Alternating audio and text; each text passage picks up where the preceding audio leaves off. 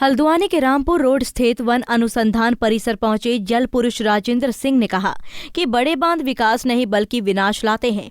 इसके बजाय छोटी छोटी नदियों, नालों और प्राकृतिक नालों को बचाना होगा। इनसे स्थानीय लोगों को रोजगार भी मिलेगा। जल पुरुष ने कहा कि भारत युद्ध और इकोनॉमी मामले का नहीं बल्कि प्रकृति की समझ मामले में विश्व गुरु रहा है। लिहाजा हमें समझना होगा कि मैक्रो की जगह माइक्रो प्रोजेक्ट लोगों के हित में है। उत्तराखंड के लिए बड़े बांध समृद्धि का रास्ता बिल्कुल नहीं है, वो विनाश के रास्ते हैं। उत्तराखंड को बड़े बांध नहीं चाहिए, उत्तराखंड को छोटे बांध चाहिए। उत्तराखंड को विकेंद्रित जल प्रबंधन चाहिए।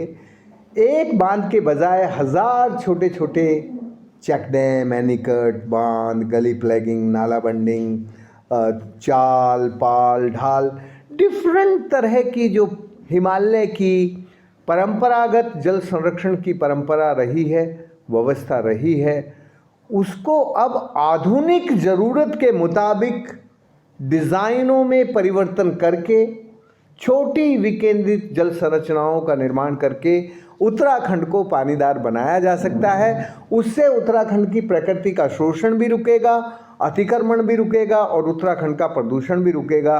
उत्तराखंड देवभूमि है। यदि इस देवभूमि को हम देखें तो उत्तराखंड जिस आस्था के कारण देवभूमि बनी है, उस आस्था को बचा के रखना जरूरी है। वन अनुसंधान केंद्र द्वारा बनाए गए जैव विविधता पार्क का निरीक्षण करने के दौरान जल पुरुष राजेंद्र सिंह ने कहा कि ऐसे प्रयास लगातार करने होंगे। हमें अपनी जमीन, पहाड़, जंगल और जैव विविधता को समझना होगा, तभी शोषण, विनाश और विस्थापन से मुक्ति मिलेगी।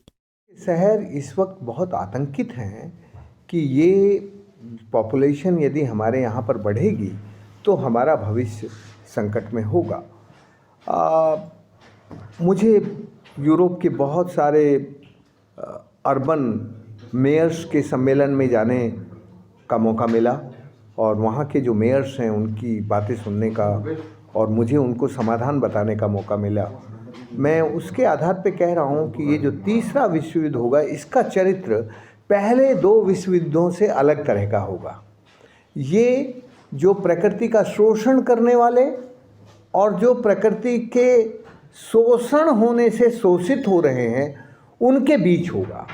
और ये जो युद्ध होगा ये नॉर्थ और साउथ की कंट्रीज़ का जो समूह होगा उसमें भी होगा, लेकिन ये कंट्री वाइज नहीं होगा। ये शोषित और शोषणकर्ता लोगों के बीच युद्ध होगा, क्योंकि इस वक्त अतिक्रमण करने वाले, प्रदूषण करने वाले और प्रकृति का शोषण करने वाले एक तरफ हैं और प्रकृति के शोषित होने से वो दूसरी तरफ है। आखिर में उन्होंने कहा कि टिहरी बांध से सीख लेने की जरूरत है। उस बांध ने घाटी और जीवन को नष्ट कर दिया था। पहले जंगल कम होने पर लोग डर जाते थे, लेकिन मौजूदा नियमों की वजह से जंगल की जमीन कम हो रही है। पंजाब केसरी टीवी के लिए हल्द्वानी से तारा जोशी की रिपोर्ट।